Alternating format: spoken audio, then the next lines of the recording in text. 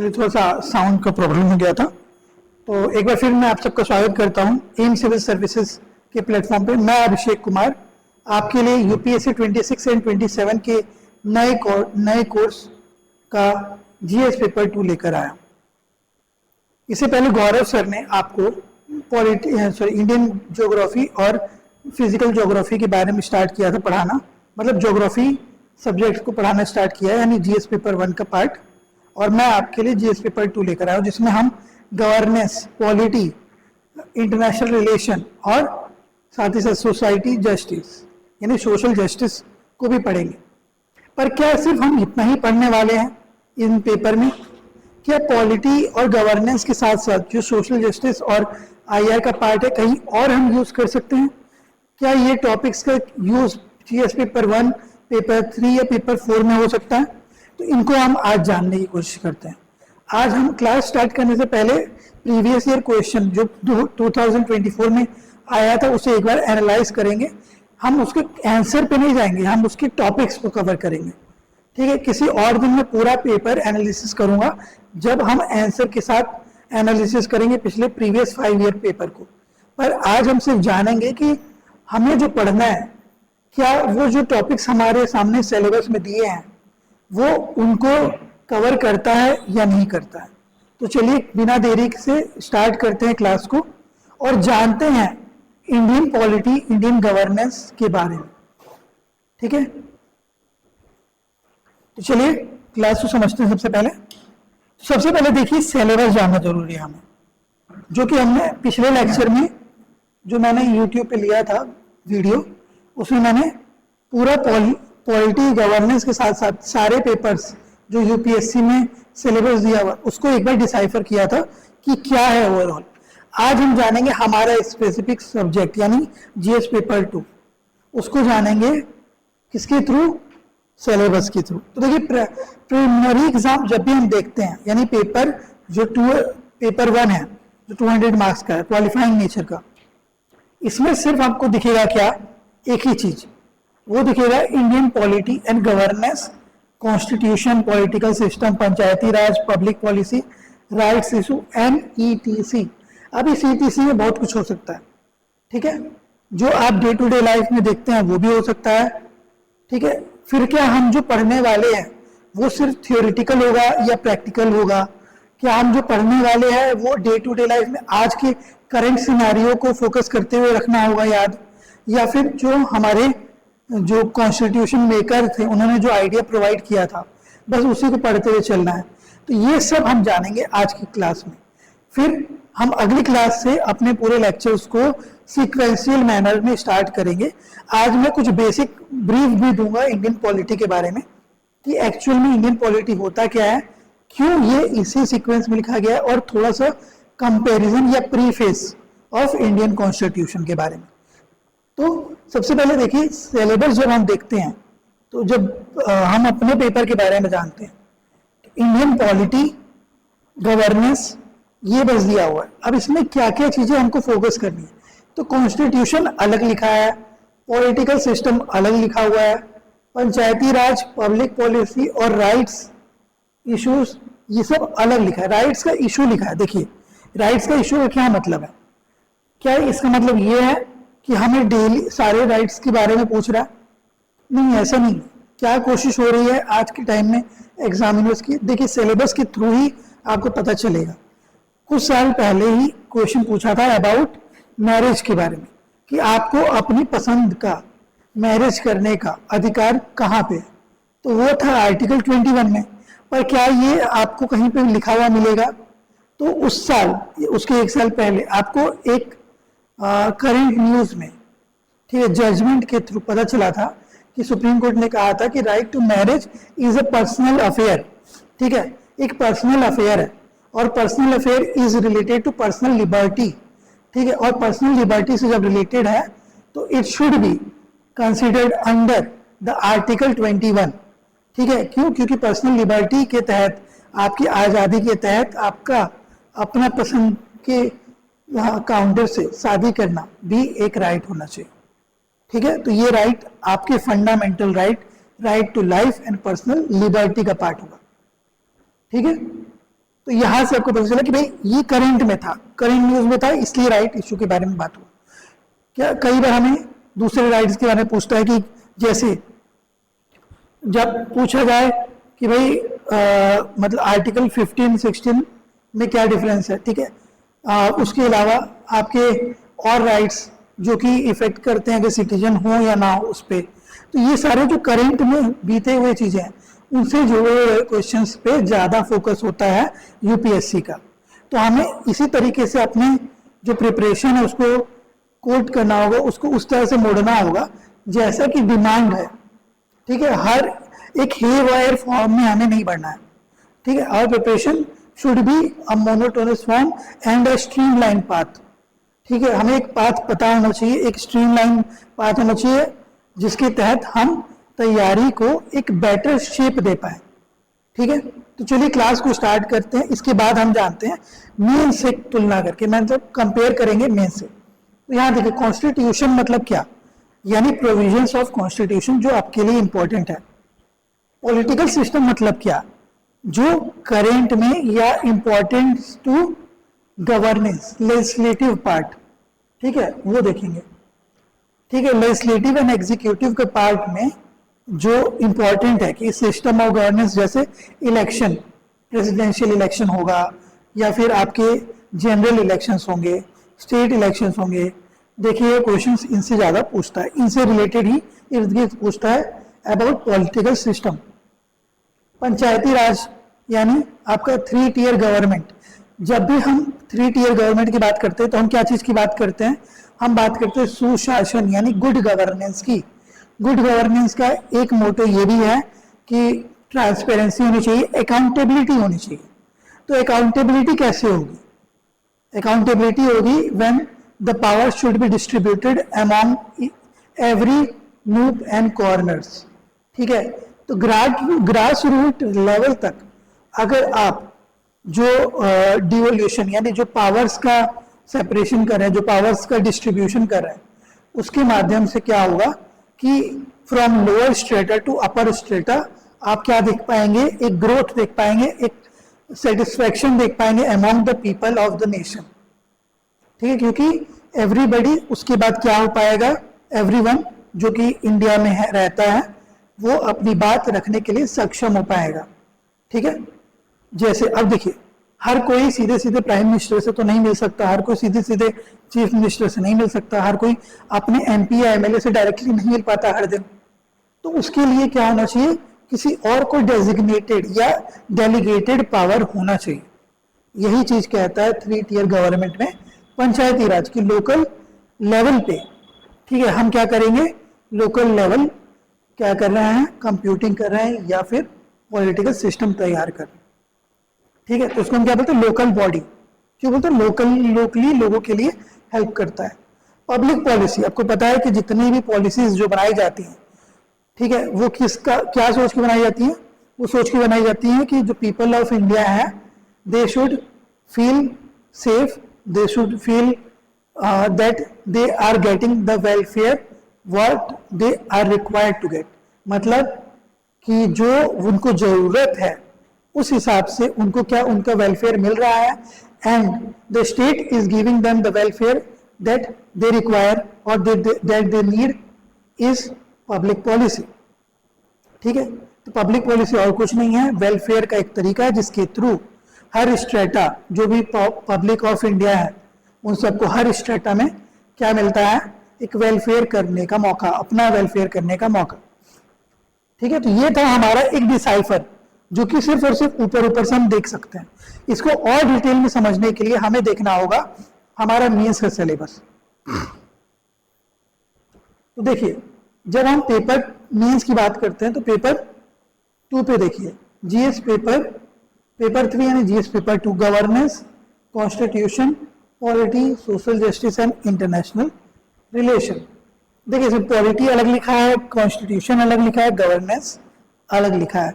ऐसा क्यों, क्योंकि constitution provides you the constitutional provision, but there are certain provisions which are assimilated by orders, ठीक है। कई बार ऑर्डर्स के थ्रू, एग्जीक्यूटिव ऑर्डर्स के थ्रू कोई काम होता है, तो वो पॉलिटिकल सिस्टम में आता है, ना कि कॉन्स्टिट्यूशनल प्रोविजन में आता है। ठीक है, इसीलिए पॉलिटी को अलग से दिया हुआ है। इंडियन कॉन्स्टिट्यूशन, इसमें क्या दिया है, हिस्टोरिकल अंडरपिनिंग, यानी हम कॉन्स्टिट्यूशन में जानेंगे कि कॉन्स्टिट्यूशन कैसे बना था। सबसे पहला पॉइंट ही दिया हुआ है कि हमने जो कॉन्स्टिट्यूशन अपनाया उसकी नींव, उसकी बुनियाद कहाँ से आई, ठीक है, उसका आइडिया कहाँ से आया, हाउ इट ओरिजिनेटेड, ये जानकारी होनी चाहिए हमें। ठीक है, what are the historical beliefs that generated our constitution which we see at the present. आज के समय में हम जो कॉन्स्टिट्यूशन देखते हैं उसकी अवधारणा या उसकी नींव हम इतिहास के किन पन्नों से देख सकते हैं, ये जानना जरूरी है, क्योंकि इतिहास के थ्रू आप समझ पाएंगे कि आज के समय में आप अपनी नई नीतियों को कैसे लागू कर सकते हैं, how you can implement the new policies according to the history. ठीक है, ये है हिस्टोरिकल अंडरपिनिंग। इवोल्यूशन, कैसे इवॉल्व हुआ पॉलिटी, कैसे इवॉल्व हुआ हमारा कॉन्स्टिट्यूशन, यानी आप जानेंगे अमेंडमेंट्स के बारे में, आप जानेंगे चेंजेस के बारे में, आप जानेंगे बेसिक फीचर्स के बारे में। केशवानंद भारती केस, जिससे आपको मिला था बेसिक या fundamental concept, basic concept of constitution. ठीक है, जिसमें ये कहा गया कि बेसिक नेचर को चेंज किए बिना आप कुछ चेंजेस कर सकते हैं, तो बेसिक प्रिंसिपल की बात हुई थी। फीचर्स के बारे में कि क्या होता है हमारे कॉन्स्टिट्यूशन का फीचर, क्यों हमने लेंथीएस्ट कॉन्स्टिट्यूशन बनाया, क्यों इसकी जरूरत पड़ी, क्यों हम बार बार चेंज करते हैं, क्यों हमने सिंपल और कॉम्प्लिकेटेड दोनों मेथड हमारे कॉन्स्टिट्यूशन में दिया जिसके थ्रू हम चेंजेस कर सकते हैं। ठीक है, यानी कि आप ऑर्डिनरी तरीके से भी बिल पास करवा सकते हैं और कॉम्प्लेक्स तरीके से भी बिल पास करवा सकते हैं, ये हम जानेंगे आगे। अमेंडमेंट्स के बारे में कि संशोधन क्या होता है। ठीक है, क्वेश्चन अभी जब देखेंगे तो उसमें पूछा हुआ है, बताता हूं कैसे। सिग्निफिकेंट प्रोविजंस, कौन कौन से प्रोविजंस हैं जो सिग्निफिकेंट है, जो हमारे लिए क्रक्स है कॉन्स्टिट्यूशन का। ठीक है, जिसके बिना आपका जो कॉन्स्टिट्यूशन है उसका प्रोविजंस, उसकी जो इम्प्लीकेशन है, जो उसका इम्प्लीमेंटेशन है वो बेटर नहीं हो सकता। और बेसिक स्ट्रक्चर डॉक्ट्रिन, ये यही है आपके न्यू फीचर्स का फॉर्मूला। कैसे केशवानंद भारती केस में बेसिक स्ट्रक्चर डॉक्ट्रिन को हमने अडॉप्ट किया। ठीक है, ये जानेंगे हम इंडियन कॉन्स्टिट्यूशन के बारे में, संविधान के बारे में। देखिए पॉलिटी से क्या पूछ रहा है, function responsibility of union and state, राज्य और केंद्र की क्या कार्य क्षमताएं होती हैं और क्या उनका दायित्व होता है, what are their responsibilities and function, क्यों और कैसे हम उन्हें रिप्रेजेंटेटिव्स को चुनते हैं और कैसे वो हमारे लिए काम करते हैं, इसके बारे में हमें जानना है। इसके बाद आपको ये भी जानना है कि क्या इशू या चैलेंजेस उनके सामने आ रहे हैं। ठीक है, खासकर फेडरल स्ट्रक्चर में। तो इसमें आपको दिखेगा कि कई बार सेंटर और स्टेट या स्टेट और स्टेट के बीच में कॉन्फ्लिक्ट्स होते हैं। ठीक है, डिस्प्यूट्स होते हैं, वो पढ़ना है हमें। ठीक है, उसके बारे में जानकारी जानना है कि आर्बिट्रेशन कैसे किया जाता है, ठीक, आपस में कैसे तालमेल बना के रखते हैं, क्या होता है फेडरल स्ट्रक्चर को कॉन्क्रीट करने का मतलब। इसके बाद डिवोल्यूशन ऑफ पावर, यानी पावर को हम विकेंद्रीकरण कर रहे हैं, डिसेंट्रलाइजेशन कर रहे हैं, कैसे बांट रहे हैं, फाइनेंसेस कैसे बांट रहे हैं। ठीक है, सेंटर कैसे स्टेट को देता है, स्टेट अपने फाइनेंसेस या अपने एक्सपेंसेस कैसे इनकर करता है, ये सारी चीजें हम जानेंगे। ठीक है, इसका ये मतलब है कि ये चीज आपको और भी कहीं देखने को मिलेगी, ये बताता हूँ कैसे। तो ये सब आप देख रहे हैं, पहले एक बार ये दिखा दो, फिर और कौन कौन से पेपर्स में ये यूज होने वाला है, जो हम पढ़ने वाले हैं ना, वो और कौन कौन से पेपर में यूज हो सकता है। और आज के टाइम में इन सारे पेपर से GS1 से लेकर GS4 तक आप जो तैयारी करते हैं उनका कोई अलग डायमेंशन नहीं है, दे आर ऑल इंटरट्विंगल, इंटरकम्बाइंड। ठीक है, एक दूसरे से जुड़े हुए हैं, टुगेदरनेस के साथ हैं। ठीक है, दे आर ऑल इंटरमिंगल्ड, इन सब में एक जुड़ाव है, क्योंकि आप एक पेपर को दूसरे पेपर के थ्रू लिख सकते हैं, दूसरे पेपर को तीसरे पेपर के थ्रू लिख सकते हैं, उनके कुछ पॉइंटर्स यहाँ आते हैं यूज, हर एक सब्जेक्ट एक दूसरे से रिलेट करता है। ठीक है, फिर सेपरेशन ऑफ पावर्स हो गया, सेपरेशन ऑफ पावर यानी पावर का बंटवारा, ठीक। फिर इसके बाद हम देखेंगे इंडियन कॉन्स्टिट्यूशन स्कीम का दूसरे कंट्रीज के साथ तुलना, the comparison between constitution of India and the other constitution around the world, ठीक है। क्योंकि हमारा जो कॉन्स्टिट्यूशन है वो है borrowed constitution. Feature of constitution में एक कॉन्स्टिट्यूशन का फीचर ये भी है इंडिया का कि हमने बोरोड कॉन्स्टिट्यूशन लिया। बोरोड मतलब हमने उधार में उधार में कॉन्स्टिट्यूशन लिया। उधार में कॉन्स्टिट्यूशन लेने का मतलब है कि हमने बहुत सारे जो प्रोविजंस है दुनिया भर में देखे हैं और उन्हें अपनाया है, पर इसका ये मतलब नहीं है कि हमने उन्हें same to same ditto copy किया है, ठीक है।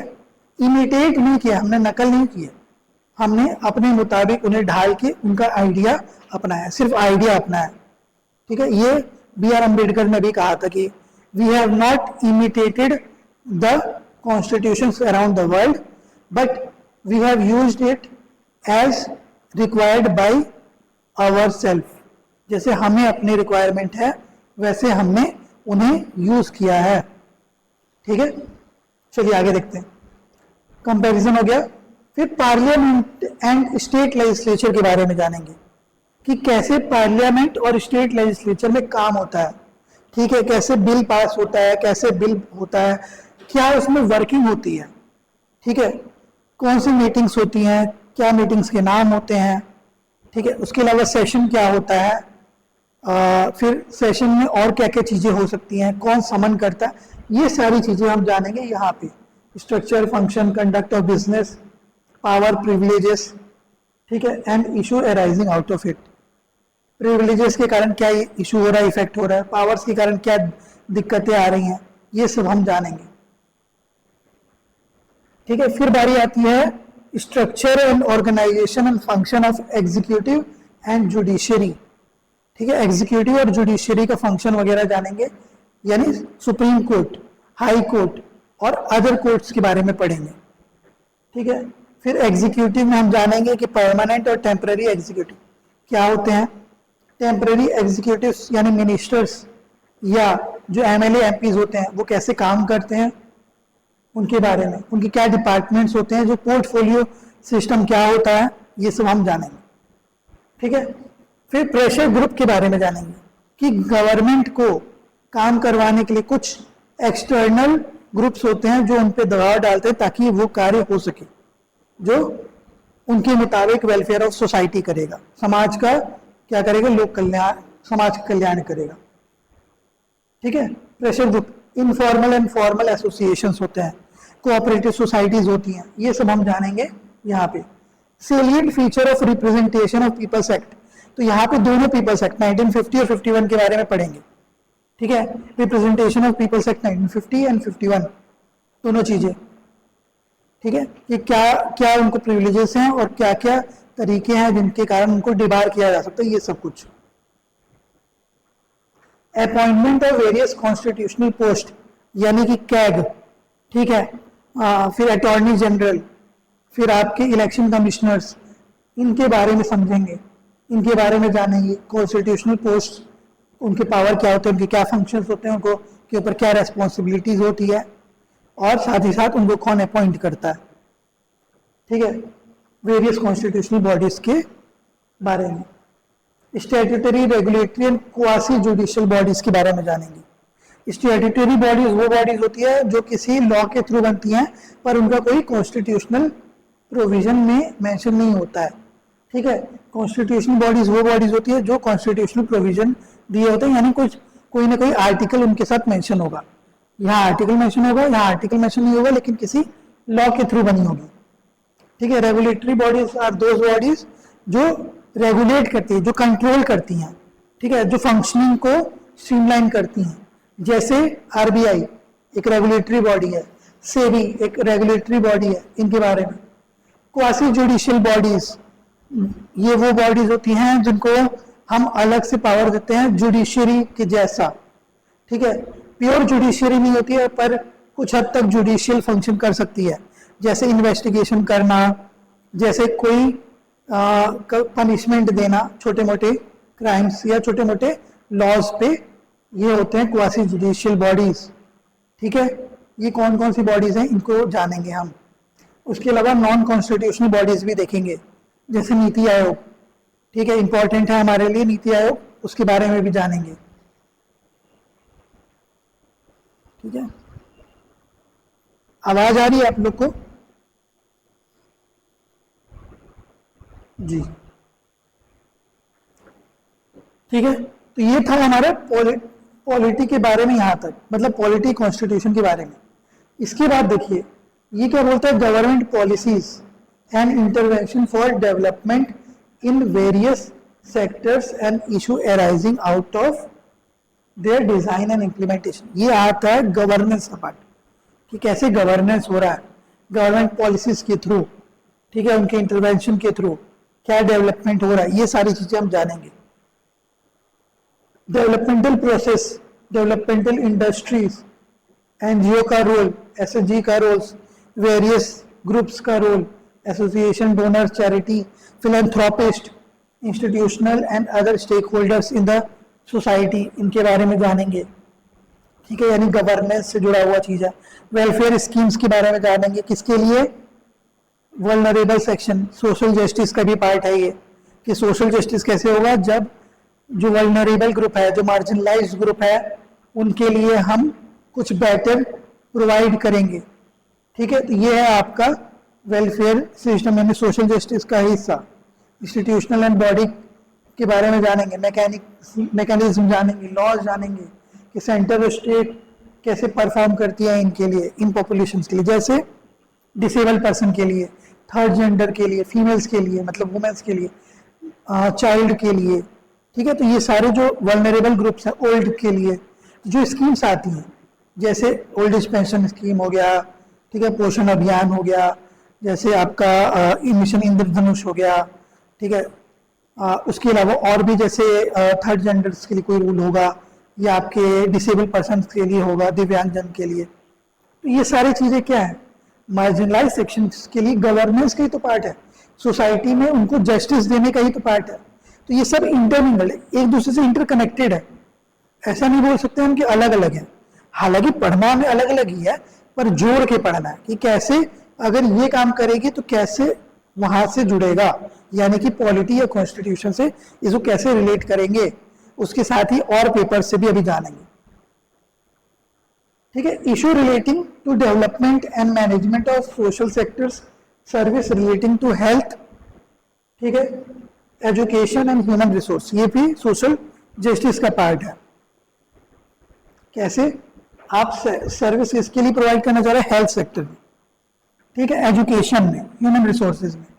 तो इशू इनसे क्या जुड़ा हुआ है, इनके विकास के लिए या इनके प्रबंधन के लिए, मैनेजमेंट के लिए, ये जानेंगे।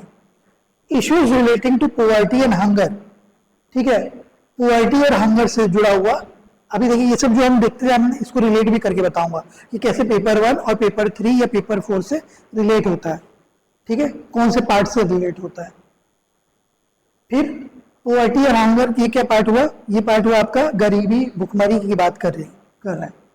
Important aspect of governance, transparency, accountability, कुल मिला के आप गुड गवर्नेंस की बात कर रहे हैं, ई गवर्नेंस की बात कर रहे हैं, ठीक है, जिसमें एप्लीकेशन, मॉडल्स, सक्सेस, लिमिटेशंस, ये सारी चीज जानेंगे। सिटीजन चार्टर के बारे में पढ़ेंगे। हालांकि सिटीजन चार्टर जो होता है वो क्या है, नॉन जस्टिसिएबल है, पर देयर आर सम रूल्स जो कि सिटीजन के वेलफेयर के लिए क्या होती है, गवर्नमेंट बॉडीज को दिया जाता है कि उनको वो अप्लाई करना होगा, ठीक है। तो वो होता है सिटीजन चार्टर, जानेंगे आगे। Transparency, accountability, institutional and other measures. Transparency और अकाउंटेबिलिटी के लिए कौन से मेथड्स यूज होते हैं, कौन से ऐसे मैकेनिज्म हैं जिनका इस्तेमाल करके, या कौन से ऐसे इंस्टीट्यूशंस हैं जिनके माध्यम से आप इनका, जैसे राइट टू इंफॉर्मेशन RTI, उसका इस्तेमाल कैसे कर सकते हैं, ठीक है। कौन सा बॉडी होगा जो आपके इंफॉर्मेशन के राइट को क्या करता है, प्रिजर्व करता है, बचाता है, ये सब जानेंगे। Role of civil services in democracy, लोकतंत्र में सिविल सर्विसेज जो आप तैयारी कर रहे हैं, आपका क्या रोल होने वाला है, ये गवर्नेंस का ही पार्ट है, ठीक है। पब्लिक एडमिनिस्ट्रेशन पढ़ने वाले जो स्टूडेंट्स होंगे उनके लिए ये क्या है, एक टॉपिक है उनके लिए भी। तो ऐसा नहीं है कि आप जो मेंस पढ़ते हैं वो सिर्फ मेंस के लिए काम आएगा, उसका इस्तेमाल आप प्रीलिम्स के लिए या ये क्या बोलते हैं मेंस एग्जाम के लिए भी, जीएस पेपर के लिए भी कर सकते हैं। India and it's neighbourhood relation के बारे में, international relation, India and it's neighbourhood के बारे में बोल रहा है। तो नेबरहुड में क्या है, जो जिनसे जुड़ते हैं वो या और भी लोग नहीं, और भी जो हमारे आस पड़ोस में रहते हैं। खासकर हम अपने नजदीकी लोगों पे ज्यादा नजर रखे रहते हैं, क्योंकि उनसे हमेशा हमारा सब तरह का रिलेशन होना जरूरी है, और खराब होगा तो हमारे जो बॉर्डर एरिया है उन पे स्ट्रेस बढ़ेगा। जैसे अभी फिलहाल इंडिया पाकिस्तान में बढ़ा हुआ है स्ट्रेस, ठीक है। इंडस वाटर ट्रीटी इंडिया ने हैंड कर दिया है, आपको पता ही होगी। तो ये सब क्या है, इंटरनेशनल रिलेशन का पार्ट है। जो डेली न्यूज हम देख रहे हैं वही है इंटरनेशनल रिलेशन, ठीक है। Bilateral, regional and global grouping, इसका क्या मतलब है? इसका मतलब है कि आपको इंटरनेशनल ग्रुप्स के बारे में जानना होगा, जैसे G4 क्या है, ठीक है, जैसे G7 क्या है, G20 क्या है, जैसे आपको ये जानना होगा कि सार्क क्या है, ब्रिक्स क्या है, ठीक है। तो जितने एजेंसीज आप देखते हैं, यूनाइटेड नेशन क्या है, सिक्योरिटी काउंसिल क्या है, ठीक है, उसमें WTO क्या है, WHO क्या है, उन पे इंडिया का क्या इन्वॉल्वमेंट है, ठीक है। जैसे UNSC का इंडिया इससे पार्ट रह चुका है, अभी जस्ट कुछ समय पहले ही इंडिया का टेन्योर खत्म हुआ है। तो टेम्पररी मेंबर के तौर पे 10 मेंबर जब चुने जाते हैं, उसमें इंडिया अभी जस्ट कुछ समय पहले ही उसका टेन्योर खत्म हुआ है, ठीक है। अभी पाकिस्तान जुड़ा है। तो ये सारी चीजें क्या है, आपको देखनी है, आपको पढ़नी है, ठीक है। और खासकर वो चीजें जो इंडिया पे इफेक्ट ज्यादा डालती हैं, ठीक है। और जगह तो डालती है, पर इंडिया पे भी इफेक्ट इसका होता होगा, ये आपको देखना होगा। बायलैटरल रीजनल हो गया, इससे effect of policies and politics of developed and developing countries on India's interest, ठीक है। ये आपको देखना होगा। ये कैसे देख सकते हैं आप? सिर्फ क्या आप किसी किताब से पढ़ के देख सकते हैं? नहीं, इसको करेंट अफेयर से भी जोड़ना होगा, इकोनॉमी से भी जोड़ना होगा, ठीक है। चलिए मैं बताता हूँ कैसे आगे, और ये पेपर कौन से पेपर में जुड़ेगा ये भी बताता हूँ। इंपॉर्टेंट इंटरनेशनल इंस्टीट्यूशंस, एजेंसीज, फोरा and there mandate, structural mandate के बारे में पढ़ेंगे। ये तो हो गया आपका पेपर 3। अब देखिए पेपर 4 के साथ कनेक्ट करके बताता हूँ। पहले पेपर 4 में क्या क्या यूज हो सकता है, आप कहाँ कहाँ यूज कर सकते हैं पेपर 3 के नॉलेज को। तो जैसे आप ये देख रहे हैं ना, effect of policies and politics of developed and developing countries of India's interest, ये कहाँ कहाँ यूज होगा? पेपर 4 देखिए, पेपर 4 का क्या पार्ट है? Technology, economic development, biodiversity, environment, security and disaster management. तो अब इधर देखिए, जब हम इसकी बात कर रहे हैं पॉलिसीज एंड पॉलिटिक्स, तो ये पॉलिसीज जो होती हैं, क्या ये सिर्फ एक ही डायमेंशन में बनेंगे? नहीं, ये अलग अलग डायमेंशंस में बनेंगे। ये जो हम बायलैटरल, रीजनल, ग्लोबल ग्रुपिंग की बात कर रहे हैं, इसका इफेक्ट देख रहे हैं, ये क्या एक ही डायमेंशन में होता है? नहीं। इसके अलावा आप ये देखिए, पॉवर्टी एंड हंगर, ठीक है, ये क्या चीज से जुड़ा हुआ है। फिर उसके अलावा आपको ये देखना है कि ये international important international institutions, agency, फोरा, ठीक है, इनका क्या काम होता है। तो ये देखिए, जब हम टेक्नोलॉजी की बात करते हैं तो पता है आपको कि इंडिया कई सारे देशों के साथ टेक्नोलॉजिकल एडवांसमेंट पे वर्क करता है और उनके साथ शेयर करता है, ठीक है। उसके अलावा फिर आप देखते हैं इकोनॉमिक डेवलपमेंट में India America, India China, India USA, sorry India Canada, ये सारे देश एक दूसरे के साथ क्या करते हैं? ट्रेड एंड कॉमर्स करते हैं, ठीक है। तो ट्रेड एंड कॉमर्स के लिए जो पॉलिसीज बनाई जाती हैं वो भी तो पार्ट है किसका? गवर्नेंस का। पर इफेक्ट कहाँ करेगी? इकोनॉमिक डेवलपमेंट में। तो इसीलिए वहां का नॉलेज यहाँ यूज कर सकते हैं और यहाँ का नॉलेज आप वहां यूज कर सकते हैं, ठीक है। बायोडाइवर्सिटी, एनवायरमेंट, आपको पता है कि बहुत सारे ऐसे इंटरनेशनल फोरम्स हैं, जैसे बहुत सारे अलग अलग कन्वेंशंस होते हैं जो कि एनवायरनमेंट रिलेटेड है, एनवायरनमेंट को बचाने से जुड़े हुए हैं, जैसे CCD, कॉम्बैट फॉर डिजर्टिफिकेशन हो गया, ठीक है, UNFCCC, ये हो गया, ठीक है। इसके अलावा आपका जितने भी कॉप होते हैं, आप देखते रहते हैं कॉप इवेंट्स होते हैं जिसमें कॉन्फ्रेंस ऑफ पार्टीज जिसे हम कहते हैं, तो बायोडाइवर्सिटी पे होता है, एनवायरनमेंट रिलेटेड होता है, तो उन सब में इंडिया क्या होता है, पार्ट लेता है, ठीक है। तो जब भी पार्ट लेगा तो उसके लिए रिलेटेड जो भी पॉलिसी बनाएगा, एग्जाम्पल हमने बनाया पॉलिसी अपने लिए, कौन सी policy, wildlife protection act, environmental protection act. तो ये वाला हमने किसको ध्यान में रख के बनाया, जो इंटरनेशनल एजेंसीज या इंटरनेशनल हमने ट्रीटीज की होंगी, ठीक है, इंटरनेशनल हमने एसेंट्स दिए होंगे related to biodiversity and environment related consequences से बचने के लिए, तो उसी का इफेक्ट यहाँ है, ठीक है। तो क्योटो प्रोटोकॉल और ये सारे जो प्रोटोकॉल्स हम पढ़ते हैं उनका इफेक्ट हम एनवायरनमेंट के थ्रू तो देखते ही हैं, पर क्या उसका इफेक्ट हम अपनी यहाँ पे पॉलिटिकली देख सकते हैं, तो बिल्कुल देख सकते हैं, तो वहां से देखने को मिलता है। सिक्योरिटी, ठीक है, डिजास्टर मैनेजमेंट, सिक्योरिटी से रिलेटेड, जैसे टेररिज्म से बचने के लिए पॉलिसी मेकिंग कौन करेगा, गवर्नेंस में होगा, गवर्नमेंट करेगी, तो पार्ट पेपर 2 का हिस्सा है।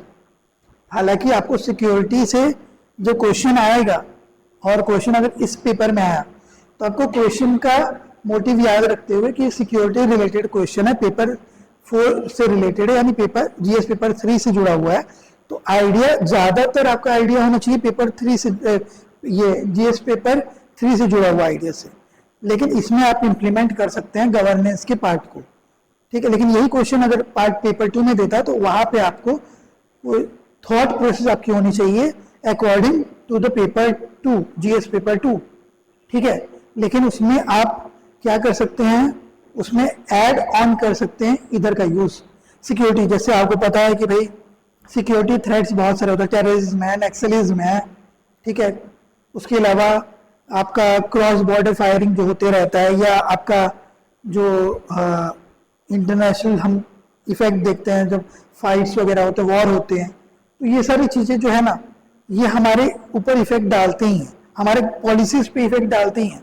हम जो पॉलिसीज बनाते हैं वो यही सोच के बनाते हैं, तो इसीलिए ऐसा नहीं है कि जो पेपर 2 में पढ़ रहे हैं हम, जीएस पेपर 2 में, वो जीएस पेपर 3 में यूज नहीं हो सकता, ठीक है। मैंने बता दिया आपको, यूज कर सकते हैं हम अलग अलग चीज में।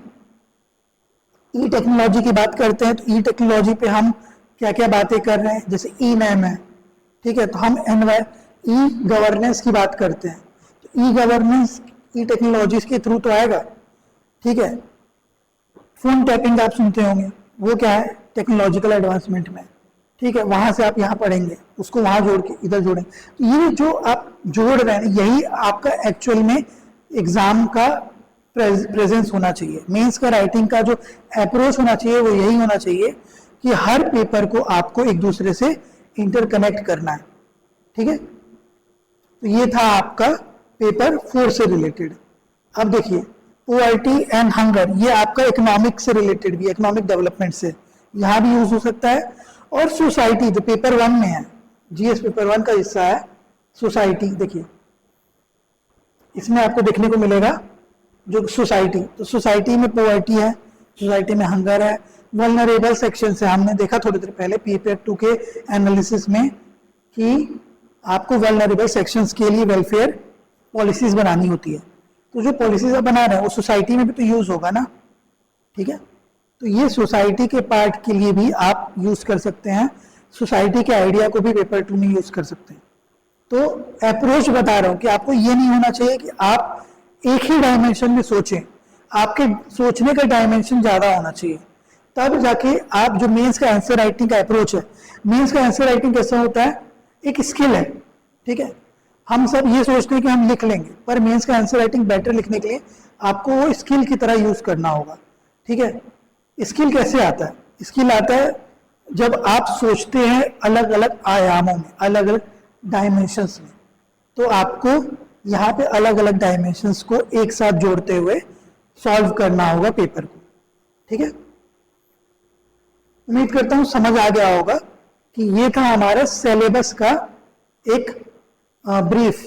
अब जानते हैं हम पेपर देखते हुए कि क्या हमने जो अभी पेपर देखा, क्या उसके बेसिस पे हम क्वेश्चन को समझ सकते हैं, क्वेश्चन के पैटर्न को देख सकते हैं, या फिर कौन सी इंपॉर्टेंट टॉपिक्स है जिनको हम ग्रैस्प कर सकते हैं पेपर 2 में, यानी इंडियन पॉलिटी एंड गवर्नेंस से जुड़ा हुआ। ठीक है, चलिए जब क्वेश्चन को देखते हैं एक बार प्रीलिम्स के, फिर मेंस के क्वेश्चन भी देखेंगे। तो देखिए, सबसे पहले मैंने सेट ए लिया है 2024 का क्वेश्चन पेपर। हम क्वेश्चन सॉल्व नहीं करेंगे, हम सिर्फ क्वेश्चंस को देखेंगे। ठीक है, वो भी वो जो पेपर 2 से जुड़े हुए हैं, यानी इंडियन पॉलिटी एंड गवर्नेंस का पार्ट है, उनको समझेंगे और ये जानेंगे क्या जो हमने सिलेबस देखा है वो सिलेबस के थ्रू हम अपनी तैयारी को स्ट्रीमलाइन या हम अपनी तैयारी को एक बेटर अप्रोच दे पाएंगे। ठीक है, तो क्वेश्चंस देखते हैं। ये क्वेश्चन देखिए, ये क्या बोल रहा है, who was the provisional president of constituent assembly before doctor Rajendra Prasad took over charge.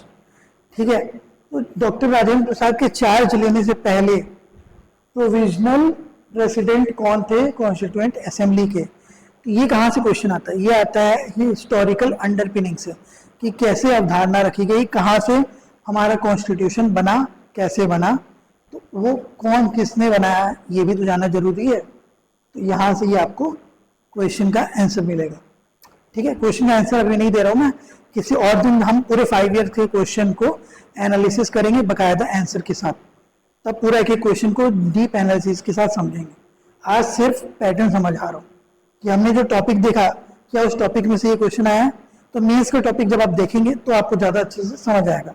Historical underpinning का पार्ट है। ठीक है,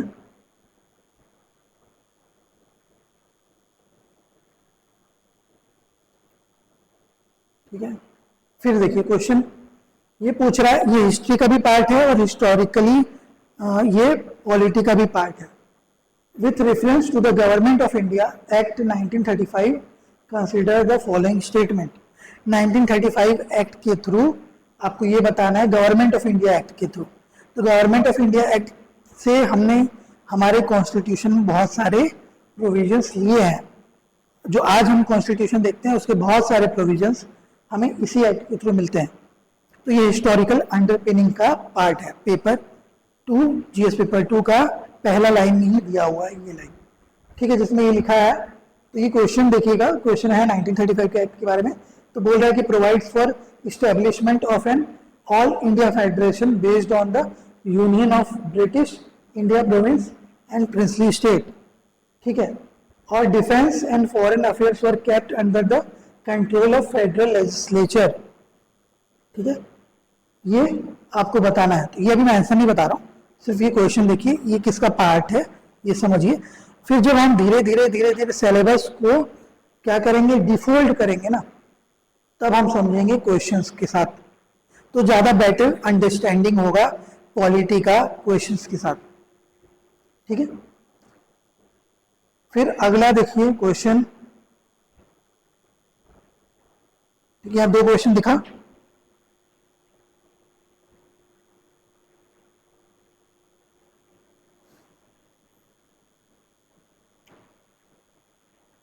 फिर इधर देखिए ये क्वेश्चन है कि आर्टिकल 368 ऑफ इंडियन कॉन्स्टिट्यूशन, ठीक है, में amend any provision of the constitution by the way, किस तरीकों से। तो देखिए यहाँ क्या दिख रहा है आपको, अमेंड की बात करें, यानी अमेंडमेंट से जुड़ा हुआ क्वेश्चन है। टॉपिक था अमेंडमेंट से जुड़ा हुआ, हमारे प्रीलिम्स और मेंस के सिलेबस में था मेंशन अमेंडमेंट्स के बारे में, तो यहाँ अमेंडमेंट्स के बारे में।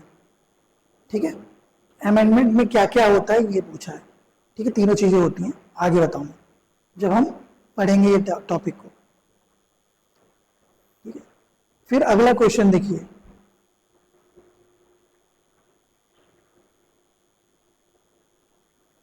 फिर ये क्वेश्चन देखिए यहां क्या पूछ रहा है, with respect which of the following statement are correct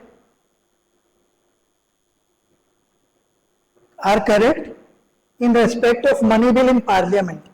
ठीक है, तो हमने देखा था कि पार्लियामेंट और स्टेट लेजिस्लेचर का एक टॉपिक दिया था जिसमें उनकी फंक्शनिंग, ठीक है, उसके बारे में पूछा था। तो फंक्शनिंग में बिल प्रेजेंटेशन होता है, जो मैंने थोड़ी देर पहले आपको बोला, तो ये क्वेश्चन वहां से आया है। यानी अभी तक हमने जो सिलेबस पढ़ा उससे बाहर क्वेश्चन नहीं आए, बस उस सिलेबस को समझने की ज़रूरत है और अच्छे से उस तैयारी को फोल्ड करने की ज़रूरत है। ठीक है, तो ये क्वेश्चन है अमेंडमेंट्स टू मनी बिल, यानी बिल से जुड़ा हुआ है और बिल कहाँ पेश हो रहा है, पार्लियामेंट में। तो पार्लियामेंट और स्टेट लेजिस्लेचर अलग से टॉपिक दिया जिसे पूछा है फंक्शनिंग के बारे में, ठीक है, उनके पावर, उनके प्रिविलेजेस के बारे में, ठीक है, और उनके प्रिविलेजेस के कारण होने वाले इफेक्ट के बारे में, उनके पावर्स के कारण इफेक्ट के बारे में। तो ये सारी चीजें हम देखेंगे। ठीक है, अभी सिर्फ हम जान रहे हैं नेचर, नेचर के बाद हमें समझना आसान हो जाएगा, तैयारी करना आसान होगा। ठीक है,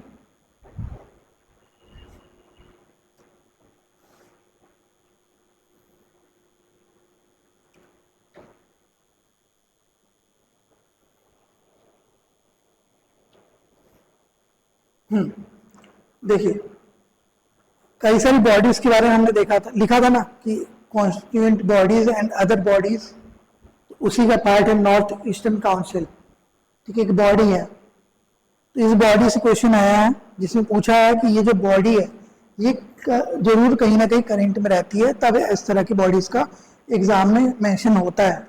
ठीक है, तो नॉर्थ ईस्टर्न काउंसिल के बारे में पूछा है और ये पूछा है कि ये कंप्राइज किससे करता है, इनमें से कौन कौन से मेंबर होते हैं। तो कुछ समय पहले ही इसमें चेंजेस हुआ था, इसलिए ये क्वेश्चन आया था। अगर आप बुक से पढ़ेंगे तो आपको ये इसके आंसर गलत होने के चांसेस बढ़ जाएंगे, क्योंकि बुक में जो पुराना प्रोविजंस दिया है वो अब चेंज हो चुका है। ठीक है, तो आपको इसको ध्यान से पढ़ना होगा और करंट को न्यूज़ के साथ आपको तैयारी करनी है, करंट न्यूज़ के साथ आपको ये पढ़ना पड़ेगा।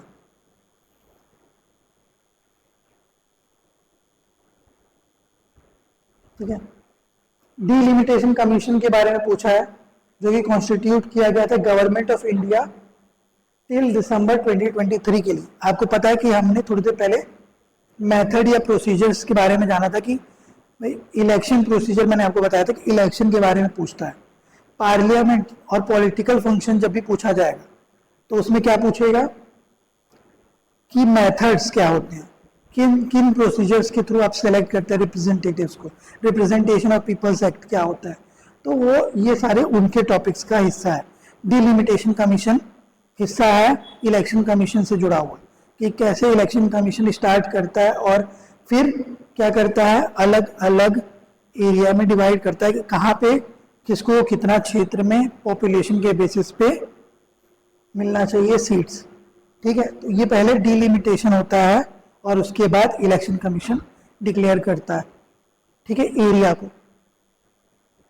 कॉन्स्टिट्यूशन 71st अमेंडमेंट एक्ट 1992 से जुड़ा हुआ सवाल है, फिर से अमेंडमेंट से पूछ लिया है और अमेंडमेंट से पूछा है कि 8 शेड्यूल, ठीक है, 8 शेड्यूल, टोटल 12 शेड्यूल है, उनको पढ़ेंगे। तो 8 तक हमारे पास शुरुआत से थे, उसके 9, 10, 11, 12 बाद में जुड़े हैं समय के साथ साथ हमारे कॉन्स्टिट्यूशन में। तो 8वां जो है वो लैंग्वेज से जुड़ा हुआ है, ऑफिशियल लैंग्वेज कौन कौन सी हैं, तो उन लैंग्वेजेस में क्या इंक्लूड किया गया है ये पूछा है। ठीक है, 1992 के एक्ट के थ्रू। ठीक है, ये थोड़ा फैक्चुअल क्वेश्चन है।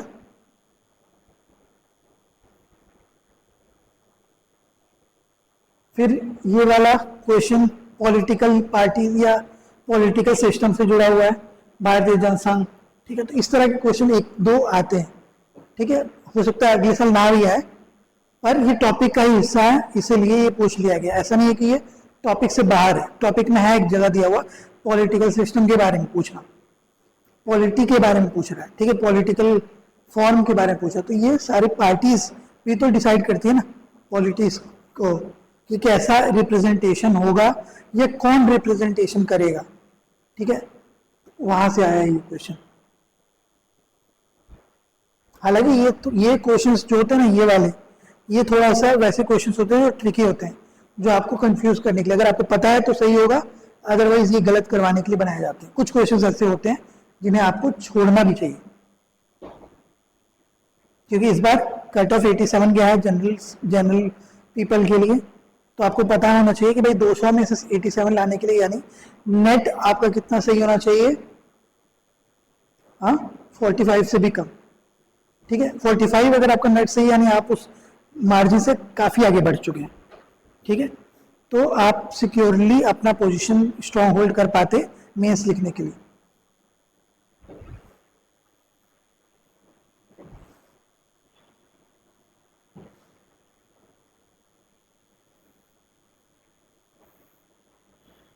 ठीक है, फिर ये लोकल बॉडी से जुड़ा हुआ क्वेश्चन है।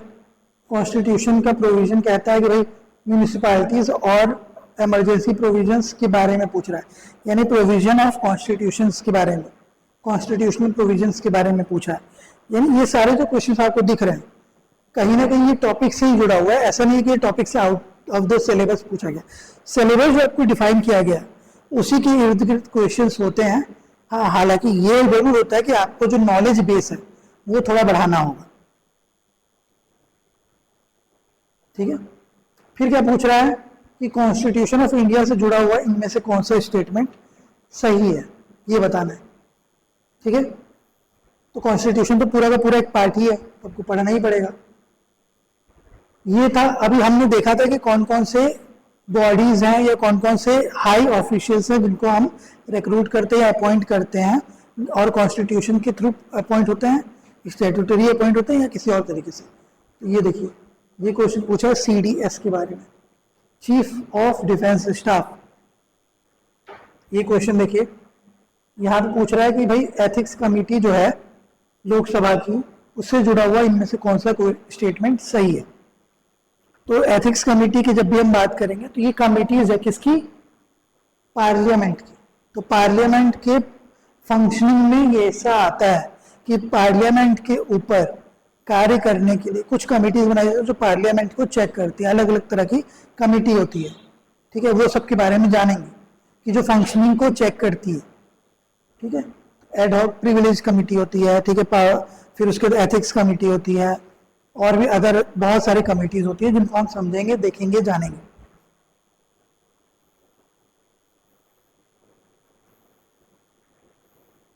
ठीक है, नारी शक्ति वंदन अधिनियम पूछा है। सिर्फ नाम से आपको लगेगा कि ये कैसे पार्ट है। तो ये जो बेसिकली इसका नाम किसको दिया गया था, जो अभी हमारा कॉन्स्टिट्यूशनल अमेंडमेंट हुआ। ठीक है, तो ये बोल रहा है कि ये इफेक्ट में कब से आएगा, यानी इसमें दिया गया है फीमेल्स को रिजर्वेशन इन एवरी असेंबली, चाहे वो लेजिस्लेटिव असेंबली हो या पार्लियामेंट हो, सब जगह एक अमाउंट ऑफ रिजर्वेशन दिया गया है। वो हम जब पढ़ेंगे तब डिटेल में बताऊंगा कि इतना परसेंटेज दिया गया है और ये कब से लागू होगा। तो इसमें पूछा था कि 18th लोकसभा में इफेक्ट में आ जाएगा, तो आपको ये भी पता होना चाहिए कि ये 18th है कि आने वाला 18th है कि जो बीत चुका वो 18th है। तो नंबर्स याद होने चाहिए। ठीक है, 15 ईयर्स, ये कब तक, this will be in force for 15 years after becoming an act. Act बनने के 15 साल तक लागू रहेगा। ठीक है, ये बताना था आपको। फिर there are provisions for reservation of seats for SC women's within the quota reserve for schedule cast.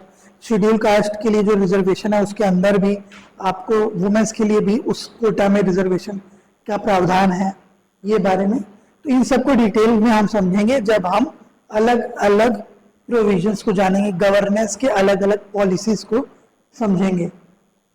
ठीक है,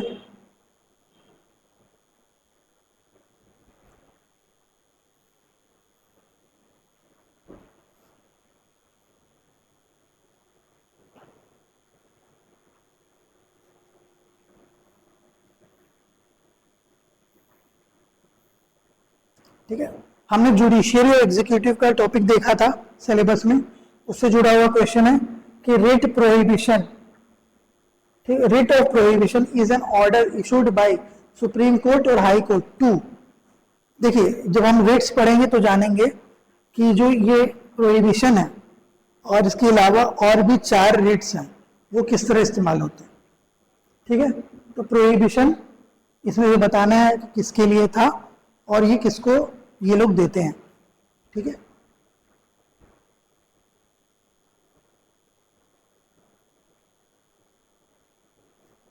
ठीक है, फिर ये क्या बोल रहा है कि governor of state who recognize and declare any community that of that state as scheduled tribe, यानी फंक्शनिंग ऑफ एजेंसीज के बारे में पढ़ेंगे।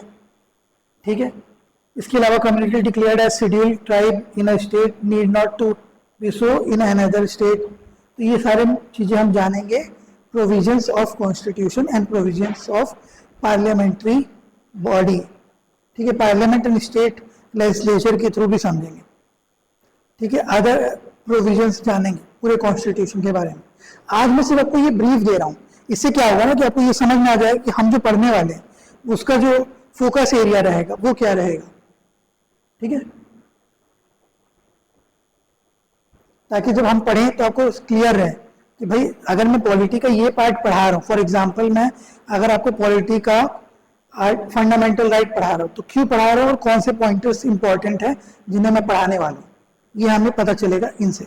आप जितने भी जो टॉपर्स होते हैं या जो भी रैंकर्स हैं उनकी वीडियोस अगर देखें तो उन्होंने एक ही बात कही है कि आप सिलेबस को अच्छे से पढ़िए और प्रीवियस ईयर क्वेश्चंस को समझिए, उसके थ्रू आप अपनी प्रिपरेशन को एक अरेंजमेंट दीजिए। ठीक है, उस तरीके से तैयारी कीजिए जैसा कि क्वेश्चंस प्रीवियस ईयर्स में आए हुए हैं, जिन टॉपिक से पूछा गया है या जिन फोकस एरिया पे ज़्यादा फोकस किया गया है यूपीएससी द्वारा, उन पे ज़्यादा फोकस करते हुए तैयारी करिए, तो हमारा अप्रोच भी वैसे ही रहेगा। ठीक है, बजट के बारे में जानेंगे। ठीक है, अभी बजट जो है ये इकोनॉमी का भी पार्ट है, पर क्योंकि ये इकोनॉमी से नहीं पूछ के ये पूछ रहा है कि उसके प्रोसीजर के बारे में union finance minister lay down करते हैं कि कौन ले डाउन करता है, तो बेसिकली पार्लियामेंट के अंदर क्या हो रहा है, तो इससे ये क्वेश्चन जो है ना ये भी पॉलिटी का हिस्सा बन जाता है। ये क्वेश्चन देखिए, बोल रहा है कि with reference to the speaker of Lok Sabha, मतलब लोकसभा के स्पीकर यानी फंक्शनिंग ऑफ पार्लियामेंट, पार्लियामेंट का एक हाउस है लोकसभा, तो उसकी फंक्शनिंग के बारे में पूछ रहा है, उसके पावर्स एंड प्रिविलेजेस के बारे में पूछ रहा है। तो ये पूछा कि भाई स्पीकर ऑफ लोकसभा के रिलेटेड इन स्टेटमेंट को पढ़िए और बताइए कि क्या सही है। ठीक है, तो बोल रहा है कि while any resolution for removal of speaker of Lok Sabha is under consideration, यानी स्पीकर ऑफ लोकसभा को हटाने के लिए अगर कोई रेजोल्यूशन लाया जा रहा है तो उस केस में क्या क्या चीज़ें होंगी, क्या वो प्रिसाइड करेंगे या नहीं करेंगे। ठीक है, नॉट प्रिसाइड लिखा हुआ है, तो ये हम समझेंगे उसमें कि प्रिसाइड करते हैं या नहीं करते हैं। ठीक है, उनको बोलने का अधिकार होता है या नहीं होता है, क्या वो वोट दे सकते हैं पहली बार में या नहीं दे सकते हैं, तो इनको जानते हुए आपको आंसर करना होगा। ठीक है, तो ये हम समझेंगे। फिर जानते हैं इंडियन पार्लियामेंट को ध्यान में रखते हुए, यानी फिर से हम पार्लियामेंट्री उसके प्रोसीजर्स को समझेंगे कि पार्लियामेंट में काम कैसे होता है। तो पार्लियामेंट कंसीडर के बारे में या बिल पेंडिंग के बारे में पूछा है कि बिल है अगर, तो इसको एक ट्रिक से बताऊंगा कि अगर बिल पेंडिंग है तो क्या होता है, और बहुत अच्छा तरीका है वो ट्रिक। अगर एक बार आपको याद हो जाए तो आपको हर तरह के बिल के बारे में पता चल जाएगा कि किसी भी बिल को हम क्या कर सकते हैं, कैसे कर सकते हैं इंट्रोड्यूस, और क्या होता है अगर लोकसभा डिसॉल्व होती है, या क्या होता है जब लोकसभा में नहीं पहुंचती है, मतलब बिल के साथ क्या क्या हो सकता है, ये सारी चीजें हम जानेंगे। ठीक है, माइक का बैटरी खत्म हो गया था, कम हो गया था। चलिए तो फिर आगे देखते हैं। ये क्वेश्चन हो गया लोकसभा पे बिल पेंडिंग के बारे में, इसको जानेंगे।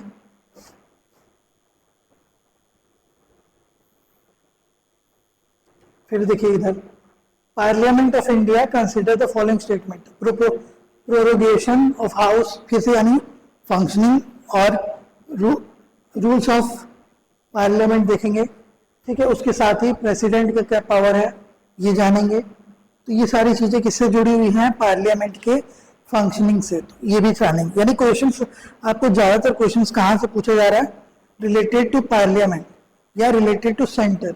स्टेट से बहुत कम क्वेश्चन है, ज्यादातर क्वेश्चंस पार्लियामेंट से। ठीक है,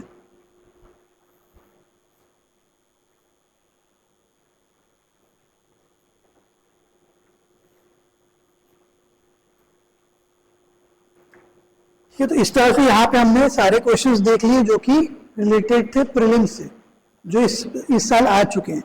सिर्फ हमने क्वेश्चंस देखा और समझा कि जो हमने टॉपिक्स देखा ना, उन टॉपिक्स में कहाँ तक वो चीज़ें मेंशन है और कौन सी चीज़ों पे हमको फोकस करते हुए पढ़ना है। ठीक है, तो हमारा जो अप्रोच रहेगा वो यही रहेगा, ऐसे ही हम पढ़ेंगे। 1 मिनट में साउंड देख लेता हूँ अगर आप लोग को साउंड आ रहा है कि नहीं। तो ये था हमारा प्रीलिम्स का एनालिसिस। एक बार मेंस के क्वेश्चंस को भी बस गो थ्रू कर लेते हैं, ताकि हम जब क्लास स्टार्ट करेंगे तो हमको एक आइडिया हो जाएगा कि हमें क्या पढ़ना है और कैसे पढ़ना है। क्या सारा का सारा कॉन्स्टिट्यूशन पढ़ना है, कि इस कॉन्स्टिट्यूशन के वो प्रोविजंस जो इंपॉर्टेंट है वो पढ़ने हैं, या किन पे फोकस ज़्यादा करना है, ये हमें समझ आ जाएगा।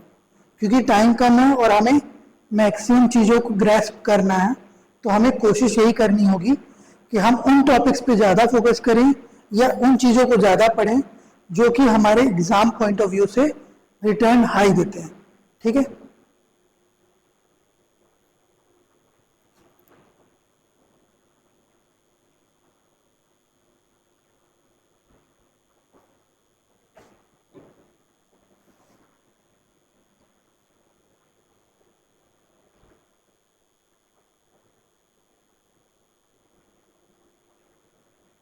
है। अब मेंस का क्वेश्चन को भी एक बार देख लेते हैं।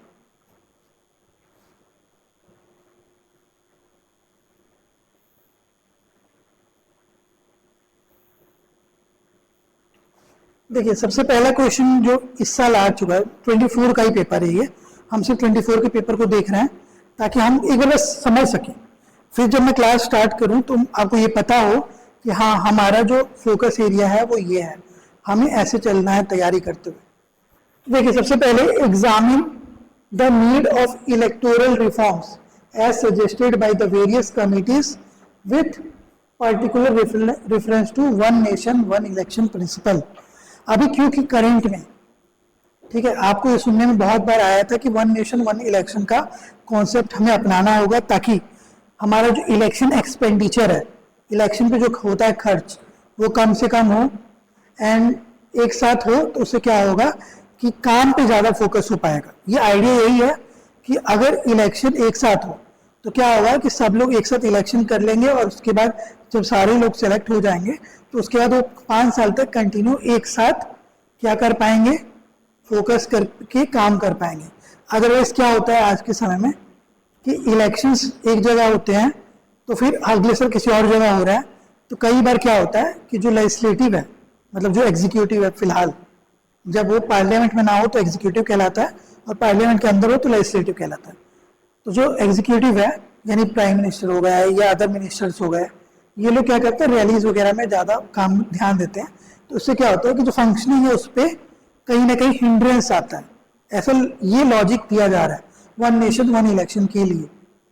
तो आपको ये सोच के आंसर लिखना होगा, यानी करंट अफेयर्स से जुड़ा हुआ है। अब ये कौन से टॉपिक से जुड़ा हुआ है ये भी आपको पता होना चाहिए। तो ये जुड़ा है आपके प्रोसीजर से, ठीक है, जो अलग अलग कॉन्स्टिट्यूशनल बॉडीज हैं उनसे जुड़ा है, पार्लियामेंट्री प्रोसीजर से जुड़ा है। तो ये एक जगह से नहीं जुड़ के कई जगह से जुड़ा हुआ है।